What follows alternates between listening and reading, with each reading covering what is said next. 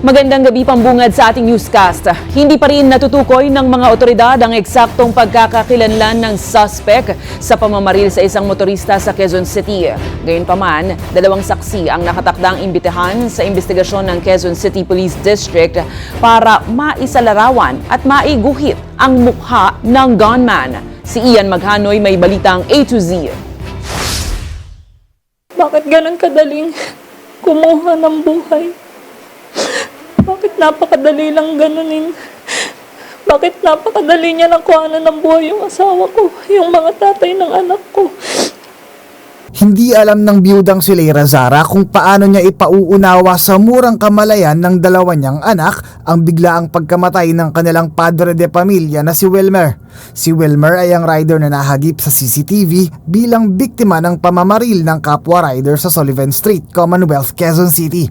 Ayon kay Leira, nagmagandang loob lang ang kanyang asawa na habulin ang kapwa rider na nasa pool rin sa CCTV na tinatakasan ang naninikit na MMDA traffic enforcer sa lugar.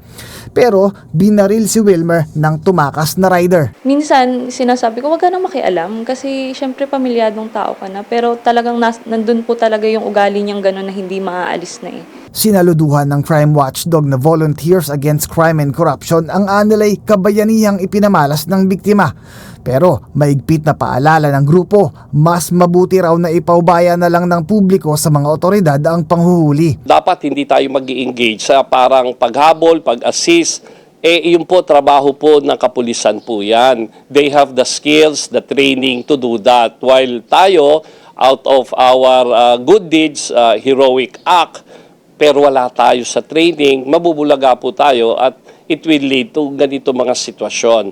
Anila, sapat ng tulong sa kapwa ang pagkuha ng mga smartphone videos at mga litrato sa nangyayaring krimen na magagamit sa investigasyon.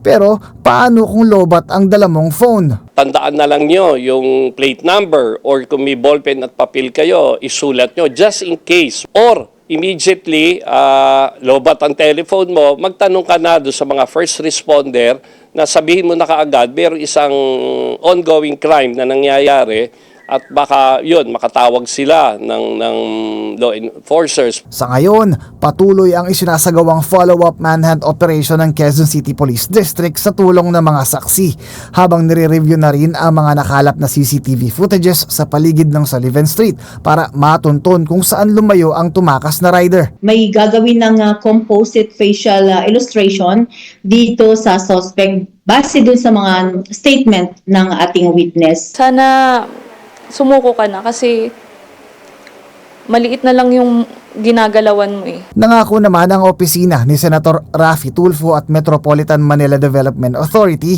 ng 1 milyong pisong pabuya sa sino mang makakapagturo sa kinaroroonan ng salarin.